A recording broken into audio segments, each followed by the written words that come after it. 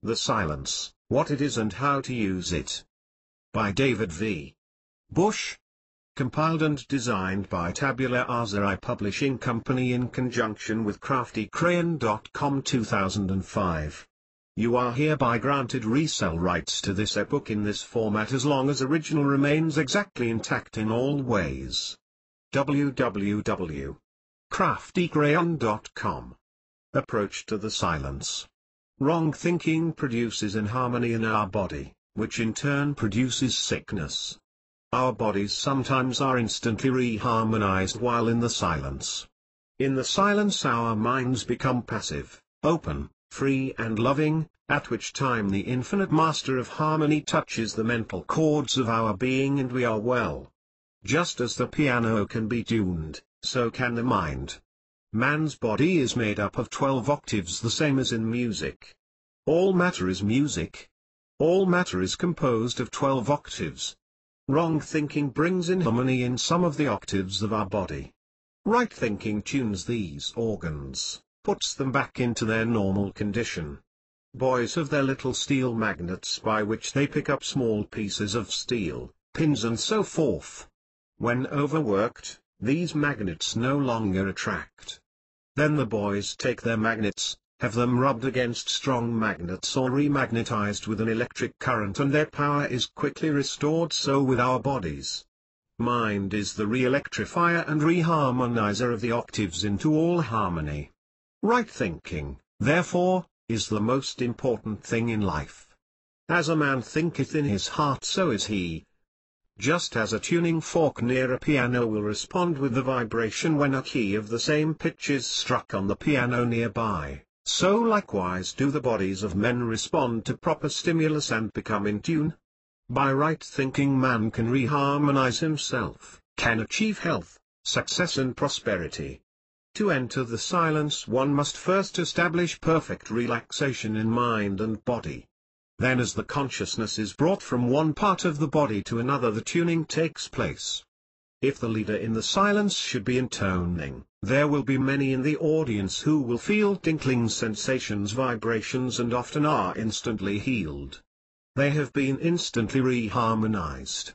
Sometimes it may take several intonings in the silence for a complete healing. Should you have a violent vibration, feel no fear, but thank God for your healing, because the more violent the vibration perhaps the worse has been your condition and the more surely has the reharmony begun. Some people will feel this vibration for hours, even days, throughout which there is always healing. Others may not feel the vibration at all, yet if there has been any inharmony in the bodily organs, these organs are unconscious to the conscious intoning reharmonization. Many people who have been healed of divers and many malignant diseases were at no time conscious of any vibration. Never be discouraged if you feel no sensation. If you do feel a vibration, know that you are susceptible and on the high road to a healing demonstration. The one intoning may or may not be feeling vibrations. Religion is the life of God in the soul of man. The silence is the medium by which the life of God and the soul of man are brought into at one ment. The silence is a medium by which man comes in a closer touch with the infinite, a medium by which man becomes conscious of his nearness to the infinite. The silence is the meeting place where man's spirit links with God's spirit, where spirit meets spirit and the marvel of his grace never ceases. The silence is another way of praying, which is another way of concentration. It is another way of visualization. As a man thinketh in his heart so is he. In the silence a man can by his thoughts change his life, his conditions, his environment, his all. By right thinking man becomes harmonious. A harmonious man in tune with the infinite is on the king's highway to health, success, abundance, prosperity, happiness, love and peace. By means of wrong thinking our minds are put out of harmony with the great infinite Spirit of God. As a man thinketh in his heart so is he. When wrong thinking becomes right thinking, then man's right relationship to God is restored. He becomes an open channel for the influx of the Spirit so that whatever demonstration he may desire he may have. In the silence a man may change his thinking as in no other way, therefore, may change his heart, change his whole being, change his environment, change every condition to which he was subject. The human body may be likened to a harp.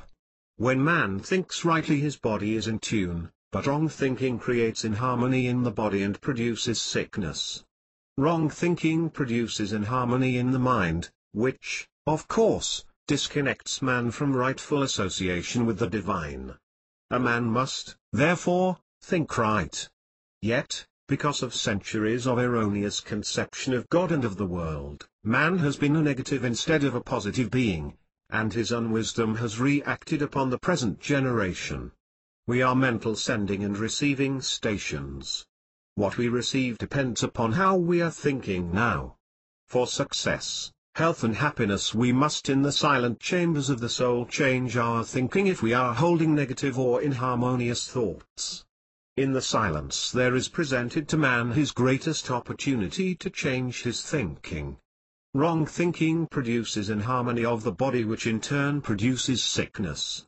If we change to right thinking we have health, success and happiness. Therefore the silence when properly used reharmonizes our bodies and minds through the simple agency of right thinking. There are steps of approach to the silence. Stillness is one thing and the silence is another. One may quiet himself physically and not be still, and he may be still without entering the silence. When one becomes physically and mentally at rest, he is apt to become receptive to psychic influences, and when these are not desired it is advisable to protect oneself while mentally negative. One may affirm his oneness with God, his being surrounded and protected by the divine goodness, and may symbolize this by enveloping himself in thought with the white light of love or the mellowed tints of sunshine. With the senses calmed and unresponsive to the slower vibrations, but responsive to the quicker ones, a peace and calm pervade one's mind, and it becomes consciously receptive to higher vibrations of vital energy. Immune from the lesser harmonies, one opens himself to the greater ones, which are always seeking avenues of expression. With the greater influx of the one life, a sense of power steals over one and he becomes conscious of increased vigor and vitality. In relinquishing specific thoughts, one opens inwardly rather than outwardly, and becomes receptive to subconscious impressions that are directed by his conscious affirmation of fundamental truth. The subconscious responds by returning to the conscious the logical sequences of the truths that have been consciously impressed upon it. The subconscious follows the lead given to it by the conscious affirmations of truth, and it brings back the consciousness of those truths in their various ramifications. Health silence. Select one or more of the affirmations or formulas below to hold in thought while in the silence. You may change or vary these as you choose. Soul is health, spirit is health, God is health, I am health. Since there is but one mind, there is but one mentality. This mind and mentality is God, God is health. I am health. I am whole, perfect, strong, powerful, loving, harmonious and happy, and what I am myself I desire for everyone else. I am filled with the abundant, intelligent, ever-present life of spirit. It flows through me freely, cleansing, healing, purifying and vitalizing every part. I am one with this life and in it I am every whit whole. The all-powerful Christ mind in me dissolves and dissipates every adverse thought. My body is the pure and holy temple of the living God, and every organ and every function is now in divine order and harmony. All the organs of my body are functioning normally and I am well, whole and complete. All is mind, all is God, all is universal energy. I am part of creative force and I am health, abundance, joy and peace. I am filled, I am thrilled with life eternal and I radiate that life within to me and without to all. Every experience of my life has been for my good and I am happy in living. God is spirit. I, use your own name, am life. Life spirit is now flowing through me freely and I am well, whole and complete. Be still and know that I am God. use the following as a basis for your meditation as you demonstrate health. Of course, you may use other thoughts provided they are constructive health thoughts. You may practice the silence sitting, reclining, or in bed. There is no better way to learn how to relax than by going into the silence. Are you tense? Let go. Relax. Then direct the mind to go from one part of the body to another. Take a deep breath between each change of your consciousness. Be sure to use the diaphragmatic or abdominal breathing through the nostrils, mouth closed until the muscles of the abdomen expand. The best time to hold the silence is as you retire at night, and just as you awaken in the morning. But you should hold your thought at least 3 times a day, without stress or strain, without doubt or worry, passive in mind and body, perfectly relaxed. Hold the silence or thought upon retiring at night, awakening in the morning, and at noonday. Of course, you may take any other time that is convenient. You may concentrate on the roadway, streetcar, home or office, but it is well, if possible, to have one room for your silence. Most people in that way will build up stronger vibrations. At noon now there are all over the world thousands of others holding silence, so that there is a great combined mental force working together at one time for success, health, prosperity and happiness, and we therefore get the benefit of this great vibration.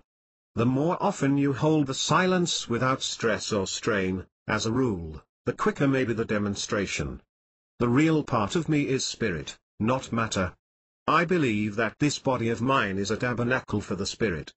The real I am within me is therefore spirit. The real me is spirit. This spirit is the God Spirit. This is what Jesus meant when in the 14th chapter of John and again in the 17th chapter of the same Gospel, speaking to his disciples, he referred to I in you, you in me and we in God. My spirit is a part of the God Spirit. God is health. God is perfection. God is abundance. God is harmonious. Therefore, the real I am is God, the real I am is health, perfection, abundance and harmony.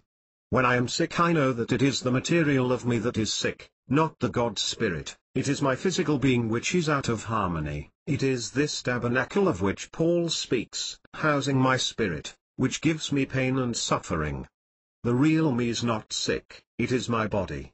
For centuries we have held to a wrong idea of life. We have thought that life is material, but life is spiritual. It is the invisible within me which is eternal, which is God. Many still believe that life is material and matter, instead of mind and spirit. I no longer hold that conception. I believe that all is mind and spirit. Just here is where the healing methods of drugs and the scientist's explanation of life is so limited.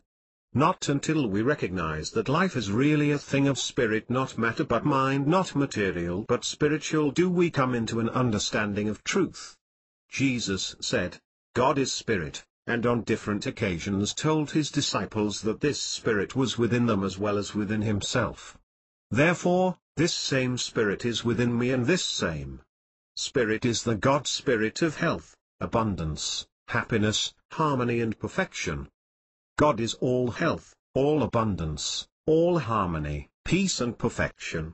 Therefore the God Spirit within me is the same. I am sick in body, not in mind, not in spirit. Inasmuch as I cannot conceive of God being sick, neither can I conceive of my spirit being sick. My spirit is health, perfection and harmony. My body may not be well, but since mind is all, since this material is subject to the spiritual, since matter is subject to mind, I believe and affirm that my health does not depend upon matter but upon the God Spirit within me. It depends not upon the material but the spiritual, upon the God mind within. Just as wood when made into a violin and properly tuned, will give forth harmony, so my body, though made in the material, when properly tuned by mind, will give forth harmonious living, perfect health. As the tree standing in the forest may be made into the violin music box of harmony, so my body, the material in the forest of matter, may be put in tune, become harmonious and be raised to perfection by the master musician, God His mind within me. God is all health. No one could conceive of God as being sick.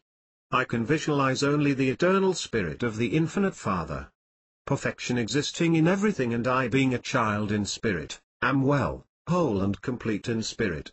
My real I am is well.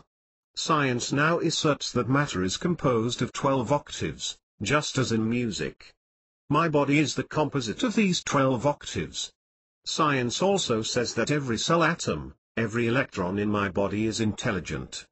This spirit of mine is housed in the tabernacle of the body, which is composed of millions and millions of cells, all of which, having intelligence, respond in my body according to the way I think.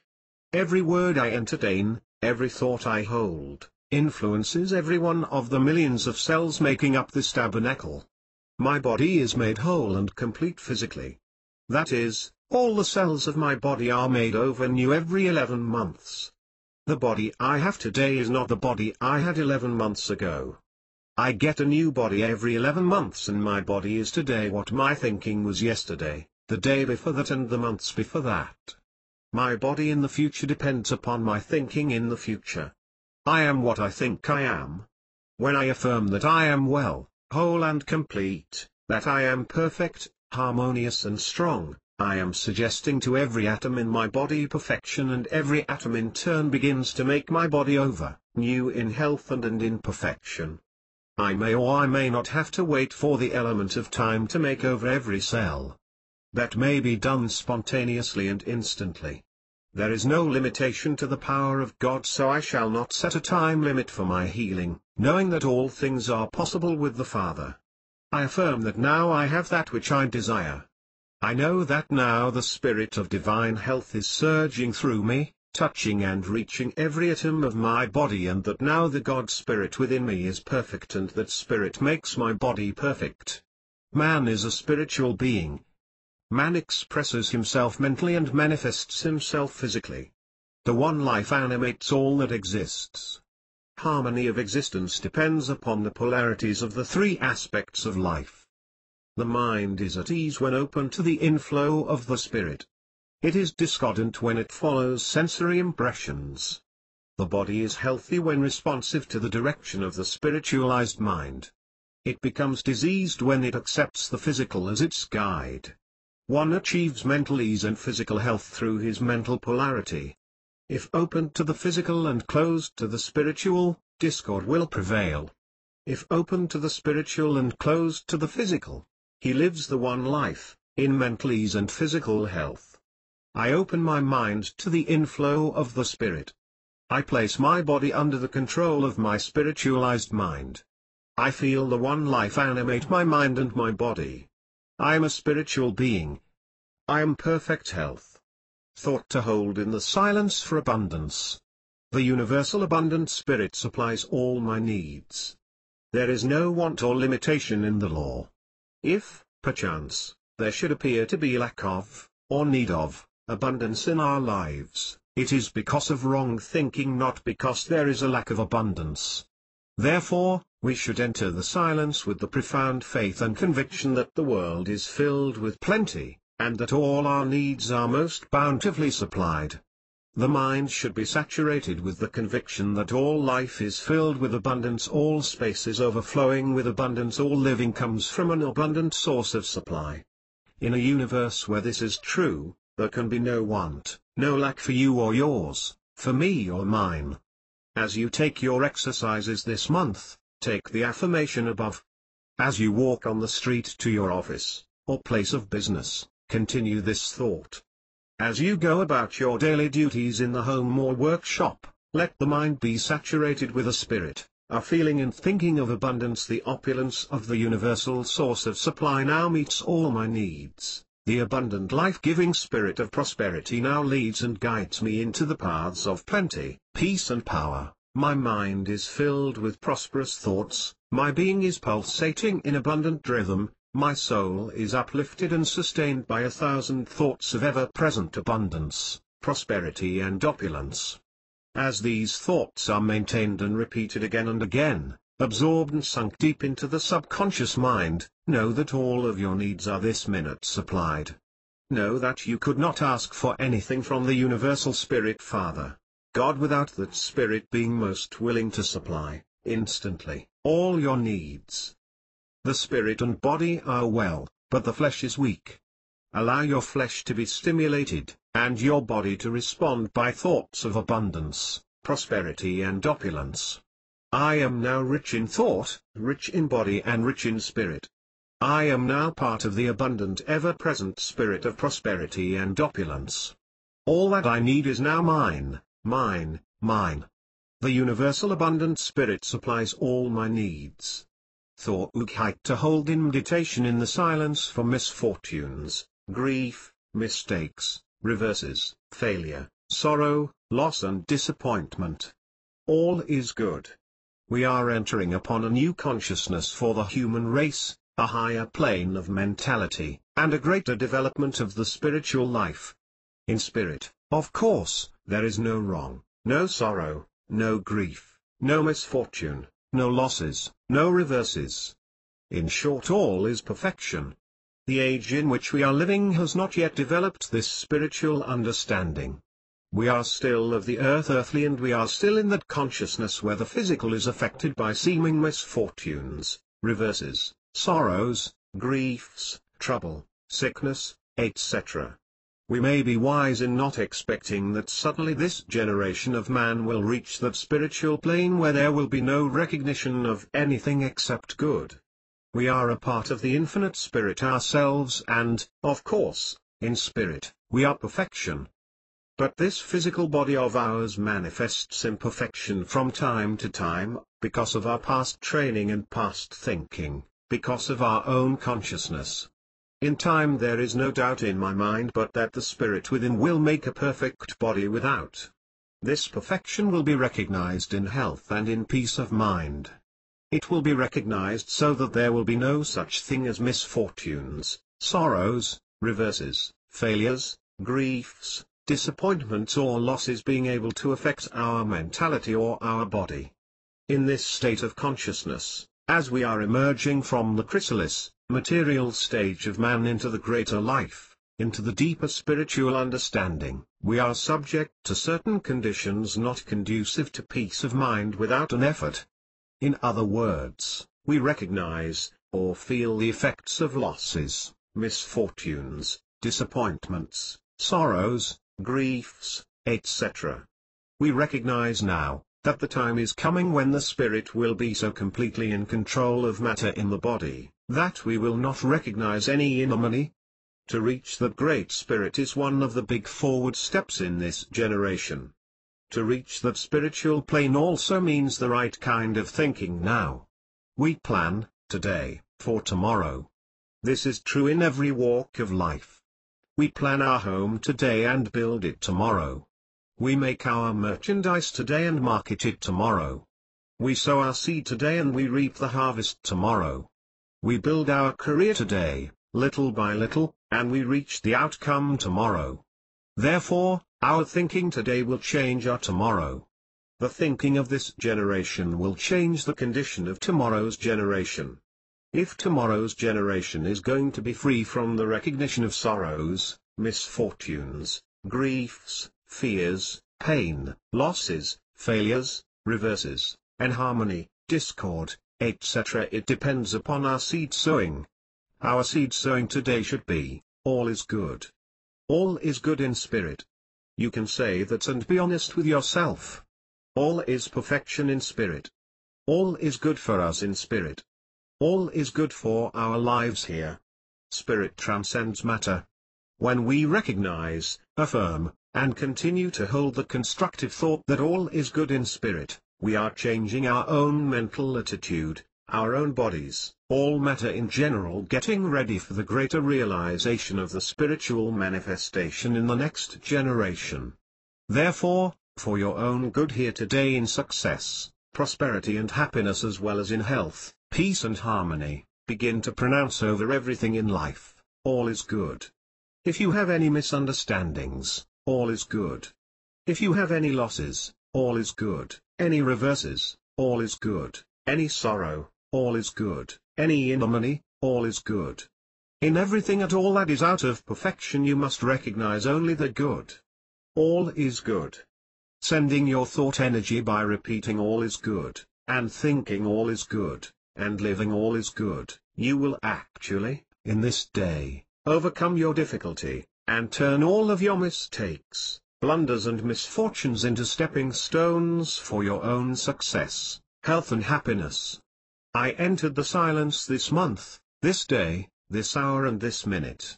My mind is obsessed and under control of the Divine Spirit. I recognize here and now only good. I see in my fellow man only perfection and good. I see in nature all around me only perfection and good. I see in every transaction of life only the perfect good. I see in every activity of my experience, and in every form, color and thought, good. All is good for me now, today and forever. God is Spirit, Spirit is love, love is perfection.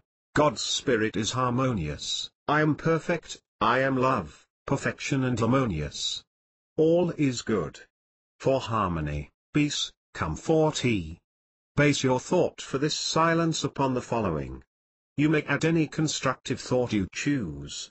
My subconscious mind, I desire and command you to have peace, harmony and justice reign in the hearts of men everywhere.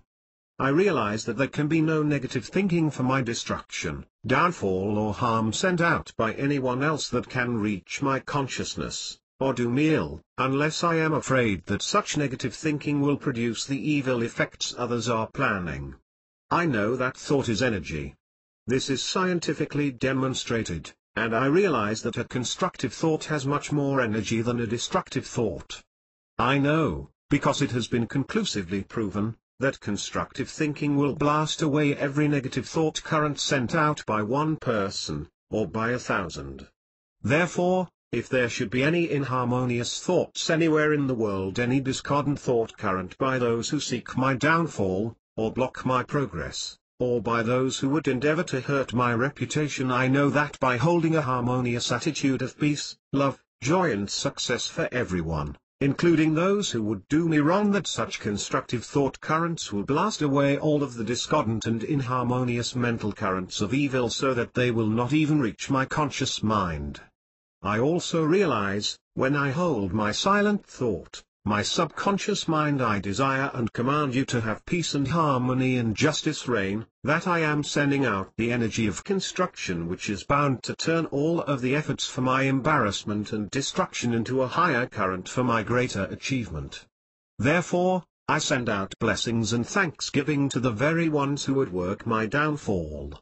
I charge my subconscious mind to let peace, harmony and justice reign so that all things will work together for the good for me and for those who are thinking evil. If I should think it hard to send out blessings to my enemies, I remember the affirmation of the greatest teacher of all ages who said, "Forgive until 70 times 7. I remember that when he, himself, was reviled not in turn. I remember that when his merciless enemies had nailed him to the cross, had apparently crushed his fondest ambition, had scorned and reviled the kingdom of which he had spoken, and had tortured him as he hung on the cross, he uttered the immortal, lovable, constructive words which have rung throughout the centuries, and will continue to bless all mankind throughout eternity. Father, forgive them, for they know not what they do. So those who would try to block my way, curb my progress or put thorns in my crown are doing so, not knowing what they are doing. Whatsoever a man soweth, that shall he also reap. Instead of hurting me, they are sowing weed seeds, which shall bring forth a harvest of weeds and tares in their own lives, and not in mine. I, therefore, do not wish them harm, nor think that they should feel the reaction. I do not have to concern myself about the negative people in the world, for the Lord takes care of them. I shall always think constructive thoughts, harmonious thoughts and loving thoughts. My subconscious mind, I desire and command you to have peace, harmony and justice reign, and know that all things are now working together for the good of my would-be enemies and for myself. I relax, here pause and wait, take time for meditation, here pause and rest relaxed, and I become happy in the silence, holding my thought of peace, harmony and justice reigning in the hearts of men everywhere, and, as I relax and wait, I feel my vibrations rise. I am resting at ease, in faith. Pause. I am perfectly calm and contented. Pause. I am sending out love, peace and harmonious thoughts, and, as they go, love, peace and harmony will come to me. These are now returning. They enter my being and uplift my soul. I am, therefore, sending out a strong current of spiritual blessings, with such a spirit of helpfulness, that I am getting back the same which I send out. My harvest shall be peace, love, joy, harmony, justice and contentment, because I am sowing the seed of love, peace, harmony, joy, contentment and justice into the great subconscious soil of the universe. My subconscious mind, I desire and command you to have peace, harmony and justice reign everywhere throughout the world. I wait, I rest, I am relaxed, I am at ease and filled with the spirit of harmony. I wait. I listen for the spirit within. I feel and hear the voice of infinite love sending back into my consciousness these thoughts which I send out. I know that my every constructive thought blasts away 1,000 destructive ones. Therefore, I think peace, joy, love, harmony and justice, and, as I utter these words slowly and prayerfully, I feel my vibration rising, I experience ease of mind and peace of soul. Harmony is now within and without. I realize that I cannot send out my affirmation of peace, love, joy and harmony without peace, love, joy and harmony coming back to me. I, therefore, send out my affirmation, my subconscious mind, I desire and command you to have peace, harmony and justice reign in the hearts of men wherever they may be. I wait and listen perfectly relaxed and at ease, and I feel the vibrations which I sent out coming back to me. I, therefore, know that no harm can befall my dwelling place. I know that whatever evil thoughts have been sent out for my destruction have been counterblasted, and that now everything is working for my good. As I recognize, and realize, that all things work together for my good, I am sending out love thoughts that all things are working together for the good of those who would do me wrong. They know not what they do. They alone will have to reap the harvest of the weeds they are sowing. My wish for them is that they may learn their lesson easily and early. My blessings I send out to them. Again I wait. Again I listen. Again I am at ease, happy, and at rest. Love and blessings, peace and harmony, I send out love and blessings, peace and harmony, come back. My subconscious mind, I desire and command you to have peace, harmony and justice reign. My blessings upon all mankind, my love to everyone. Thought to hold as a basis for this silence for success. I have faith and conviction in my ultimate success. I believe the scripture, my ways are not your ways, saith the Lord, neither are my thoughts your thoughts, for as the heavens are higher than the earth, so are my thoughts higher than your thoughts. I understand by this scripture that the thoughts of the infinite God are far above the understanding of finite me, that God's ways are higher than my ways. God moves in a mysterious way his wonders to perform. I also have faith and conviction in my ultimate success because I am a part of the infinite spirit, and in the infinite spirit, there can be no failure. I am harmonious, complete and successful in spirit in God. I may not see my success today, or I may feel as though I have accomplished little, but I know that all my efforts and energies, in the past, present and future, are working together for my good. Therefore, I shall hold the thought that my success has already been achieved. I am success, I have success now and forever. Therefore, I think only success, I talk only success, I believe only in success. I am demonstrating success, and I know that success is mine. The needed lessons I am having now, have had in the past, and may require in the future, are but necessary stepping stones to my greater success. The apparent delay of my greater success means that I am now demonstrating more success than I could otherwise have.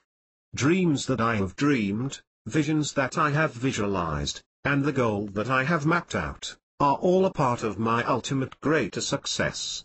I have that now. I am successful now. As Moses went into the land of Midian, and spent 40 years of his life as a shepherd in the wilderness apparently with no future before him, which, however, was the great schooling necessary for his greater triumphant success in the future, so I may be, in my land of Midian, apparently, only a sheep herder, but in reality getting the necessary training for my greater and ultimate success. Therefore, I now rejoice in every experience I have, giving thanks for every apparent setback, and for every seeming blocking of my purposes and aspirations. I believe that my past experiences, as well as present happenings, are for my benefit, and that I could not have been the great success I am, and shall be, had not the discouragements of yesterday, the perplexities of today and the drawbacks of tomorrow come into my life. I realize that I need to go into the land of Midian, that it is as necessary for me, as it was for Moses, to spend a few years in the wilderness of life's experience.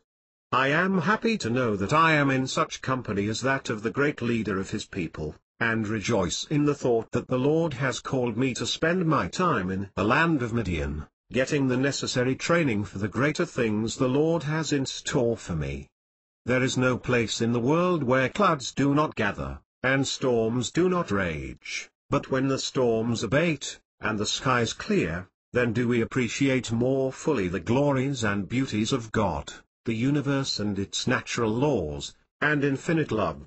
However, I know by experience in the land of Midian, where clouds hover low, and where storms try the soul and body, that the dawn of a new day shall make life all the sweeter for me and mine. Moses could not have enjoyed leading his people into the promised land, had he not been in the land of Midian. If he had stayed forever in the court of Pharaoh, with its attendant luxuries, life would have taken on a dull, monotonous hue, and his experience would have seemed drab, wearisome and pale. I am glad for the privilege accorded me to be in the land of Midian for a short time. I know that, as did Moses, I shall enjoy my promised land all the more when my greater success shall have been well worked out by the hand of divinity. Faith and conviction in my ultimate greater success is stronger today than ever. I hold such a strong thought, and such a deep and courageous faith in the workings of God's plan, that I know I now have that which has been intended for me, and nothing can take from me that which the Lord hath prepared for my success, health and happiness. I know, too, that I shall learn daily to enjoy, appreciate, and make better use of the success I now possess, that I shall unfold day by day into greater opportunities for more influence, power, friendship, charity, love, comradeship and service. I know that my present success is but a part of the greater success which the Lord has waiting for me, just around the corner. Therefore, I shall offer up prayers of thanksgiving and gratitude. I shall work harder, being more particular in the preparation for my greater work, than I have been in the past, never doubting but that every moment spent in this greater preparation will bring added interests, and a greater success in the future. Even as Moses did not doubt the wisdom of the Lord for a greater future, when in the land of Midian for 40 years, so shall I not doubt his ways today. I claim, with a joyful heart and an attitude of thanksgiving, that my life could not have been as great in the future had I been denied my present experience. I know that greater things are in store for me, because God's thoughts are greater than my thoughts, because He is giving me that training now, in my land of Midian, which I most need. I trust the guiding spirit of infinite love to lead me, at the right time, into my life's promised land.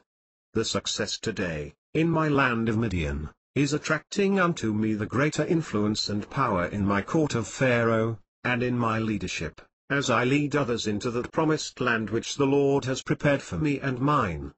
I smile, I sing, I rejoice, and offer thanksgiving and gratitude for my success now and forever. Surely I believe more and more, My thoughts are not your thoughts, neither are my ways your ways, saith the Lord, and all things are now working together for my good.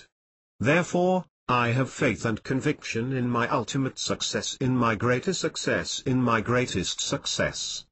Abundance. There is abundance in the world for me, given by the bountiful hand of omnipotence. I gratefully claim and accept all the supply for my needs. The old idea of Orthodox prayer was that of supplication and begging. I have spent a whole night at a time begging for a few pennies and supplicating for the salvation of others. What waste of energy! Each time that we send up such a weak supplication as the attitude of a beggar, with the timid, frightful thoughts that only a beggar's mind can have, this condition of mind cross-circuits the power to bring into our lives the very things we most desire. When the beggar extends his hand for a copper, he knows that not everyone who passes is going to give him a coin. He, therefore, solicits more or less mechanically, with a mind not positive or sure. His hand is extended in timidity and weakness. Now and then he gets a coin from a sympathetic passer-by. The same principle holds true for the man who prays in the old Orthodox fashion. He utters his petitions with doubts and misgivings, with timidity and wonderings. Some of his prayers are answered just as the occasional coin is cast to the beggar. But most of the Orthodox prayers sent up in the fashion of begging and supplicating are never answered. Of necessity, they cannot be, because the concentration is filled with fear and trembling. Only by positive and courageous thinking do we attract to ourselves the answers to our prayers. When we are permeated with the spirit of doubt, our petitions are cross-circuited. Therefore, in making your affirmation this time, rest assured that the abundant spirit of the universal supply has everything you need, and has it now. You have only to put your mind in a condition to receive. You do not have to beg the sun for its rays, nor God for his love. It is there for the taking. Many of us keep the sunshine of abundance out of our lives by pulling down the curtain of doubt, just as we may go into a room, pull down a shade and keep out the sun. James Russell Lowell, 75 years ago, told us the same story in The Vision of Sir Launfal, when he said that heaven is given away and God may be had for the asking. By gratefully accepting all of the supply for your needs, you are running up the shade of positive faith and letting the sunlight of abundance in. Send out the desire for your supply to the universal mind and then rest feeling that it has been acquired. Of course, the stronger you concentrate, without stress and strain, as outlined in Practical Psychology and Sex Life, by the author, under the chapter, How to Get What You Want, and chapters on concentration, and the more positive and courageous your concentration, the stronger will be your mental thought currents and consequently the quicker your demonstration. Omnipotence has provided for me and mine. I raise the shade of my faith and let in the sunlight of abundance. I know I do not have to beg for this, for it is mine now. When first I saw the light of day, the bountiful Spirit of the Father made all preparations for my life's necessities and pleasures. They have been in the world since I was born. I now claim and accept my supply. From now on the Spirit goes before me, making easy and prosperous all my ways, and I have abundance for every need. From the bountiful hand of omnipotence I have abundant health, I have abundant love, I have abundant prosperity, I have abundant peace. My Father careth for the grass of the field and the birds of the air, and he careth for me. I realize it. Think it and live it now. Abundance for all my needs is mine, now and forever. Health, success, prosperity, universal peace and brotherhood. God made from one blood all the nations of the world. As I enter the silence this time, expecting to get health, success, prosperity and happiness, I am going to have my mind filled with the spirit of divine unity. Unity among the nations of the world, unity in abundance, unity in love, unity in prosperity, unity in health and unity in spirit. There can be no separation in spirit. All is mind, all is God, all is universal energy. I am part of the creative force. I am a part and parcel of the unity of love, nature and God. Therefore, where God is, I recognize a completeness. And I, being a part of God, a part of this Spirit, a part of the power with Him, am, therefore, at one with God and all thought. I am therefore at one with God and all Spirit. Nothing can separate me from the love of God, but my own mental attitude. Nothing can separate me from abundance, happiness, success, prosperity and love, but my own wrong thinking. Love is dealt in the world in the Spirit of God and, therefore, recognizing this unity of love, I am a part of it and have perfect love, success, prosperity, abundance and health. The ocean is composed of water. If I take a bucket of water from the ocean, it still is the water of the ocean. I may take this water to an island in the sea. Though I have separated this water from the main body of the ocean, it still is the water from the sea. But, as the water is separated from the main body of the ocean, it loses its power, its strength and many of its cardinal properties. I am the same as the sea water when I, by wrong thinking whether it be jealousy, envy, hatred, misunderstanding, worry or fear separate myself from the Spirit of God. I am as one going upon an island of humanity. I am still of that same Spirit, but it has been separated, so that within me, it has lost many of its cardinal virtues. These virtues are there, but I do not recognize them. Separation has lessened my strength, my vitality, my power, my health, my happiness, my prosperity and my joy. Just as it is necessary for the bucket of water to remain in the ocean in order to contain all of its original power and to retain all of its original strength, to be intact, so is it necessary for man to keep in the spirit of at one ment with the Father, that we may manifest daily God's principle of unity with God, man and nature. When we have maintained that attitude of oneness with the Father in all respects, we are then recognizing and expecting, in this act, the fullness of our spirit. This fullness of our spirit will, therefore, give us health, prosperity and happiness.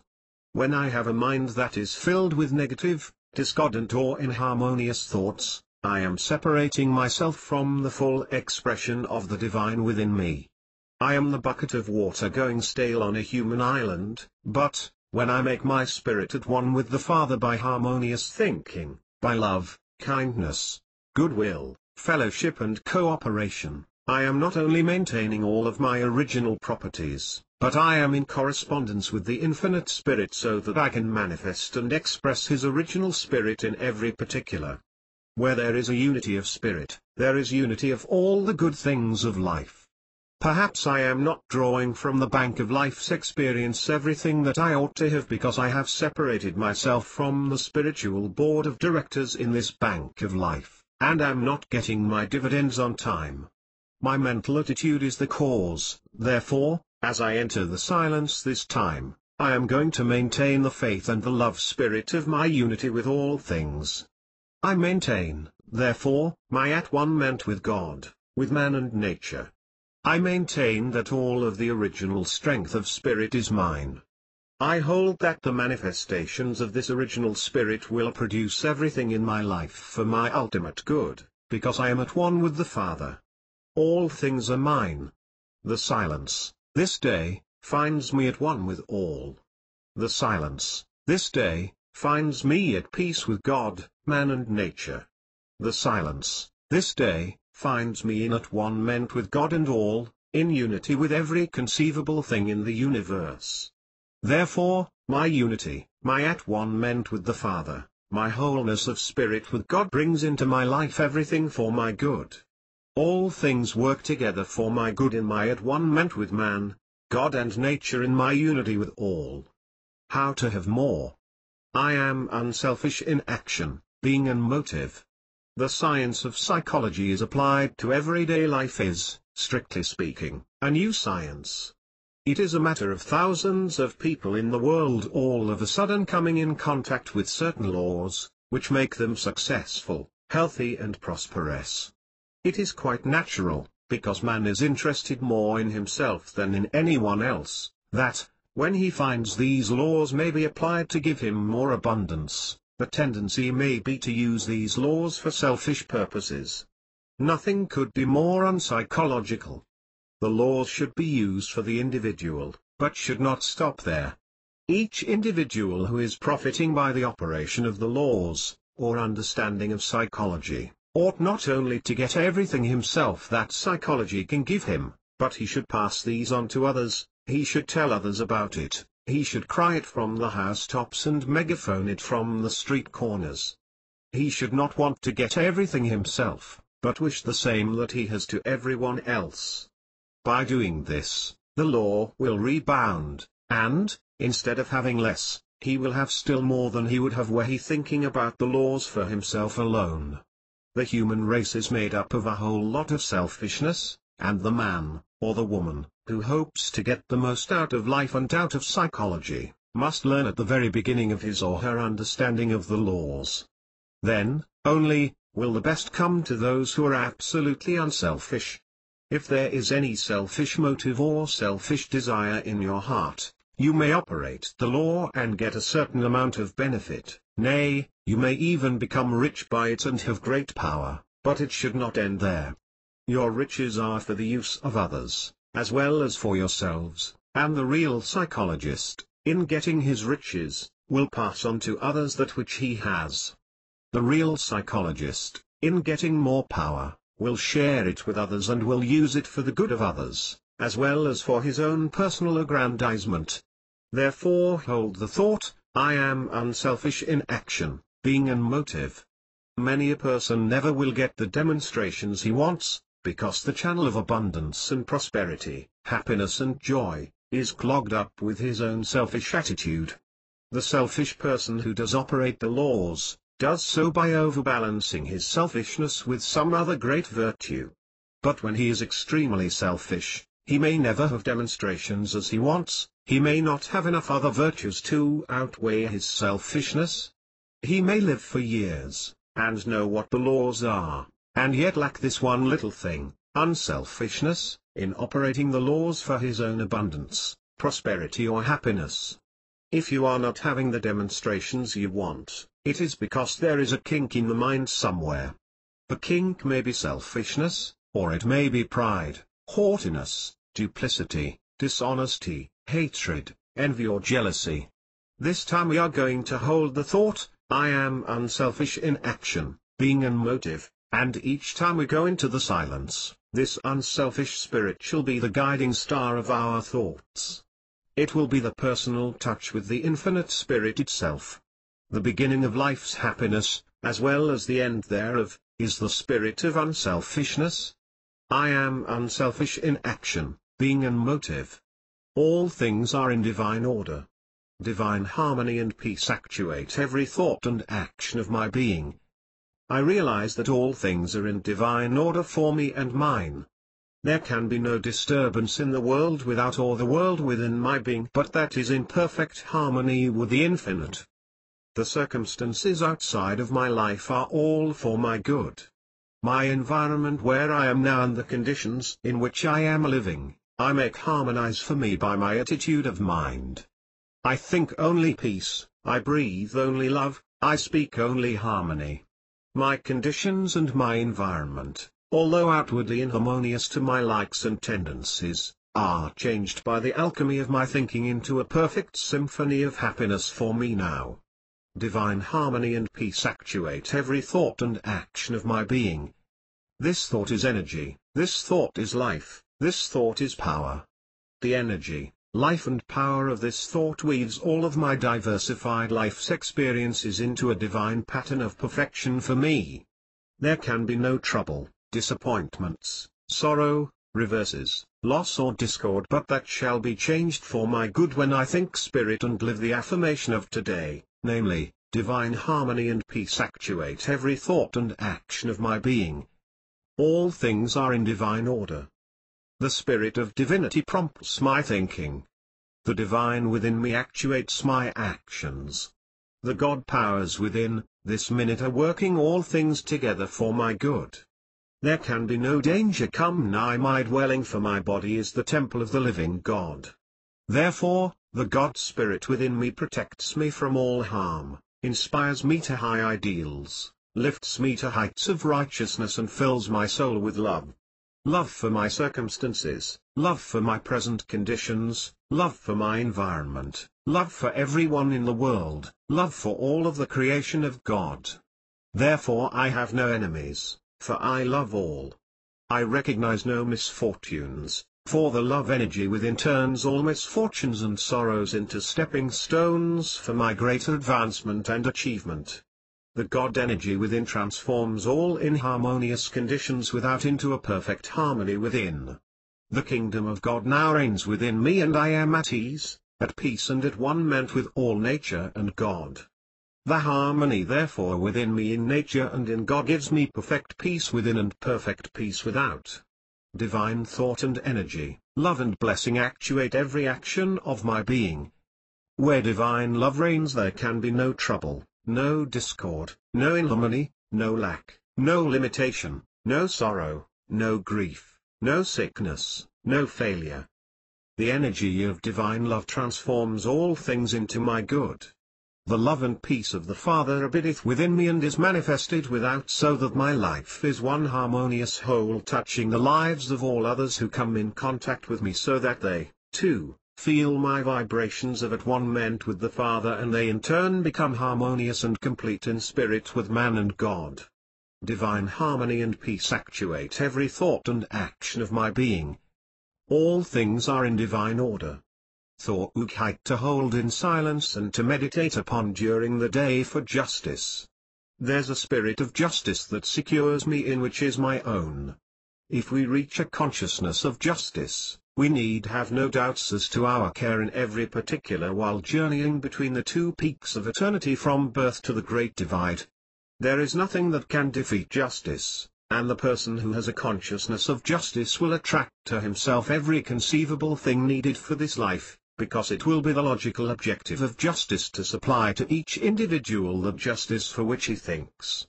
That is the reason why this affirmation is so complete in itself, namely, there is a spirit of justice that secures me in which is my own, and this security is provided already for us by the spirit of justice.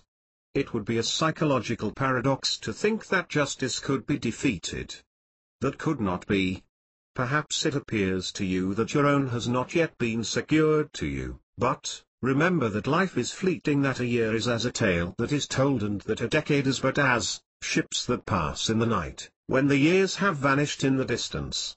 If you have lived a life of justice, and it appears now that your own is not coming to you, that someone else is having more of the good things of life than you, and that someone seems to have used the art of the man of injustice, be not deceived.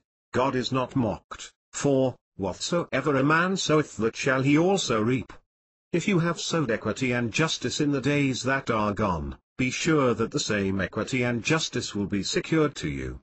The scriptures tell us not to think too much of the man who is nourishing like a green bay tree, for his efforts are soon cut off and he vanisheth away. One who is astride the scales of justice, and who thinks that he can hold the balance, is gravely mistaken. He may have occupied his present position for many years, first putting his weight on one side and then on the other in an effort to keep his equilibrium. Perhaps today it appears that the scales of justice are being well manipulated by his insincerity, duplicity or trickery, but it is like the green bay tree. It will soon pass away. Justice is as eternal as God himself, and there is no more possibility of defeating it in the individual's life, in your own life, in the life of a nation or in the history of mankind, than there is likelihood that the sun can get away from its own rays. The justice of God is eternal, or, in other words, God always is justice, personified. Where God rules, and where his laws and mandates have been given by his own fiat, man, neither flesh nor the devil, can defeat the ultimate outcome of justice. Your own is secured to you. Man himself is fashioned by the finger of divinity. The crown of justice is placed upon his brow, and no ruthless hand of greed, duplicity or evil dexterity can ever tear it away. It is there to stay, And the man who has been thus crowned because he has lived in this consciousness of justice, in the consciousness of God himself, is bound to have come back to him that which he has thought, that which he has sowed justice. You are secured by this spirit of justice. Perhaps already your life has had the law of compensation bring to you more than to others of whom you may think, and who, because of their bank account, get more out of life than you. A man may have $1 million, and yet not be as happy as the laborer living in a thatched cottage. Perhaps justice has tipped the scales in your favor already and you have failed to recognize it. Perhaps you have children, loved ones, family and fireside which bring more comfort to you than the landowner gets who lives in his palace on the hill. Half of life, or the joys of life, depend upon our ability to recognize and appreciate the blessings we already have. Therefore, in counting your blessings, or discounting your blessings, be sure that you use a moral standard, instead of a material standard, engaging whether justice has been meted out to you or not. The justice of the Eternal secures me. The spirit of justice secures me, in which is mine own. Believe it, think it, live it, claim it, and justice shall be yours. Exercises.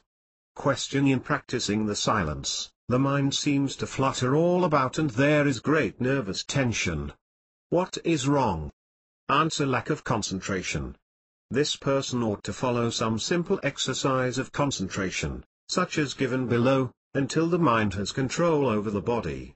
By practicing a few of the simple exercises given below, 15 minutes a day, and then taking the silence a few hours after these exercises have been practiced, the mind will begin to be under control. The nervous tension is caused because of this lack of control, and in the effort to bring the scattering mind into one focus, the reaction comes upon the nervous system which, in turn, reacts upon the body. Practice and exercises for lack of concentration follow. 1. Select some part of the body, a foot or hand, with the idea of heat. While holding the mind in this attitude, breathe deeply and steadily, and, in from 1 to 4 minutes, you will feel the warm glow coming to the foot. In this way, you can soon master the entire body. Begin with the sense of feeling. If there is an itching of the body, make it stop by the force of your will. In from 3 days to 3 weeks, you can stop the itching sensation at will. Then try the habit of sneezing, stubbornly resist the inclination to sneeze, and you will soon have the mastery. Now try your will on coughing. When the tickling sensation comes, stop it by the exercise of your will. You can soon master it. Next, try it on pain. When you feel a pain in the body, instead of rubbing on liniment, rub in a little willpower, soon it will ease your pain as if by magic. With the fingers of one hand rub the skin on the back of the other hand, stroking toward the elbow, and will that all feeling shall disappear. In from 1 to 3 minutes, take a needle, and you can stick it through the skin on the back of the hand without pain. You may have to try it a dozen times, but persistence will bring success. Having mastered the sense of feeling, take up that of hearing. 2. It may seem impossible at first thought, but you have seen people so absorbed in what they were reading or thinking that they heard nothing, although you addressed them directly. They are simply abstracted from all else, and are thinking of one thing to the exclusion of everything else. They entered this state of abstractedness unconsciously. To do so intentionally, you go by the law of indirectness. For instance, take sight, concentrate your vision and your whole attention upon some object, real or imaginary, until soon the sense of hearing becomes dormant. A little practice will enable you to study, think or sleep, regardless of noise. 3. Having mastered hearing, begin on sight. You have known people who walked on the street, looked at you and passed by without recognition, although they knew you well. A person deeply thinking on some subject, neither sees nor hears, but uses the mental sense entirely. The method is to let the eyes be open, but concentrate the thoughts on hearing or feeling. 4. After getting control of your sight, take up the taste. Take some tasteless thing on the tongue, abstract the mind to something else until the taste becomes dormant. Then take something with more taste to it, abstracting the taste, until by this gradual process you can make the sourest pickle sweet. 5.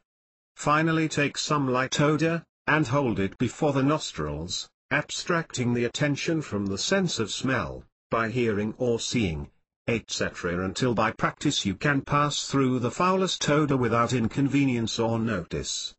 Sit or stand absolutely motionless, except your breathing, for 1 to 5 minutes at a time. Do this often. Practice closing each finger in rotation, then, when all are closed, open one at a time very slowly, keeping the attention fixed on what you are doing. Keep all the other fingers still, save the one you are exercising with. Inhale gradually for 10 seconds, then exhale in the same way and time. Look steadily at some point or object for a minute without winking the eye, keeping your attention fixed on the object. Look at a picture critically, then close your eyes and mentally reconstruct it. Close your eyes and construct the face of a friend, feature by feature. Fix your attention on a hand or foot, hold on it the idea of heat and continue until the hand or foot feels warm. Then try cold, then try pain. Will that the person in front of you shall turn around or put his hand on his head or neck. Hold your hand on someone in pain and say, I will the pain to depart. Repeat till the pain goes. Visit us online for more quality ebooks at low prices. www.craftycryon.com. Interested in purchasing more great ebooks like this one? Visit us online at http://www.craftycrayon.com. Our digital goods are great. Crafty Crayon in conjunction with Tabula Azari Publishing Company,